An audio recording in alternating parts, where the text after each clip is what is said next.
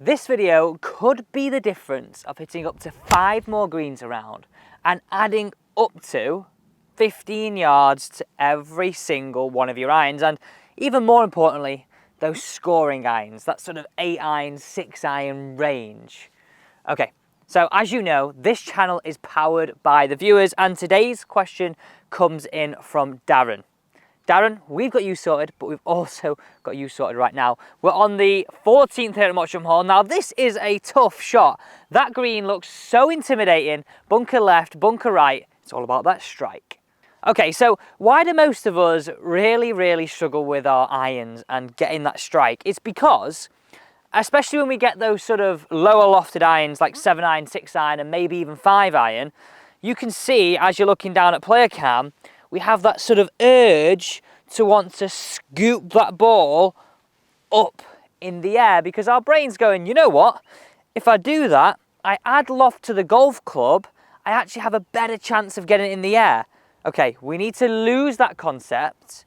I'm going to show you how we can hit down on it, take loft off the golf club, create a better strike with more spin, more height, stopping quicker, hitting more greens, adding distance. How good does that sound? Right, this is how.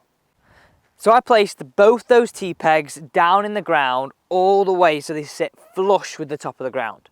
I've also just put them wide enough to fit a golf ball in between. Now, the idea of the drill is, remember at the start, where we were going wrong, and have a look at this on player cam, is that you were seeing me sort of add loft and scoop. So you would sort of catch it thin, maybe catch it fat, not quite get that centered hit and downwards hit.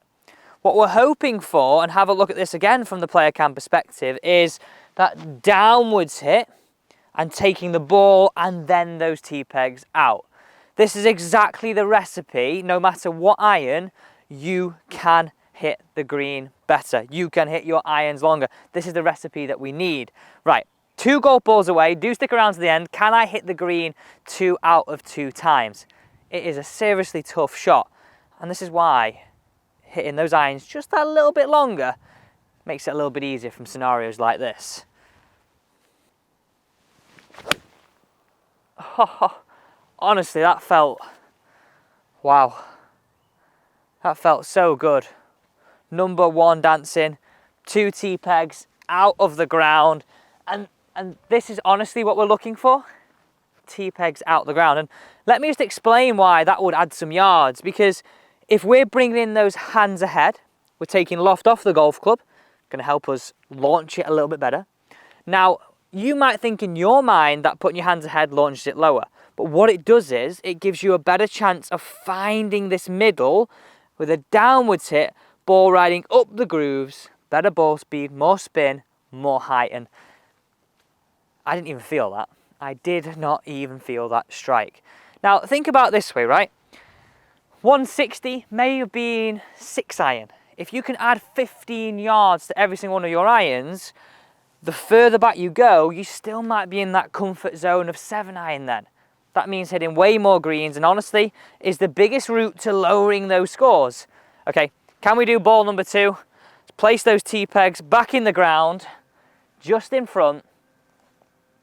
I love this drill. It's something that I do on the golf course a fair amount, just because you get that feedback straight away. It's absolutely brilliant. Here we go. Ball 2. Can I hit the green? Oh, hear that noise. Hear that noise. 2 for 2. Tee pegs out the ground. Thank you so much for watching today's video. You've got to give that drill a go.